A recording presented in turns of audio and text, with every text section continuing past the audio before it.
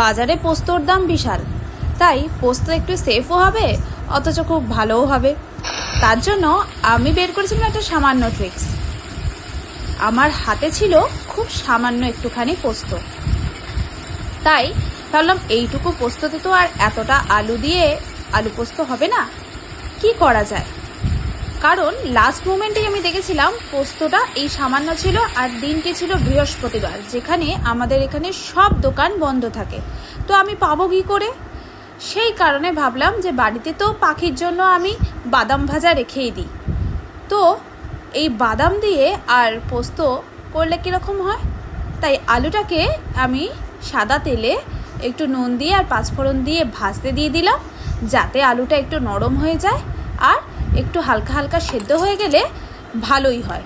তাই অল্প আঁচ করে দিলাম, অল্প দিয়ে দিলাম সামান্য চিনি।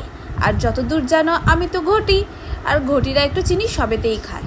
আর নিয়ে নিয়েছিলাম এই কটা বাদাম, আর পোস্তর পরিমাণটা দেখেছো এইটুকুনি ছিল। এইটুকুনি পোস্তটা এতটা আলু পোস্ত হয় বলো? তাই যদিও কথাটা আমি বাড়ির লোককে এখনও জানাইনি, জানালে আমার কি অবস্থা হবে আমি জানি না। ও হ্যাঁ, তার মধ্যে থেকে দুখানি আবার পোস্তর বড়াও বের করেছিলাম।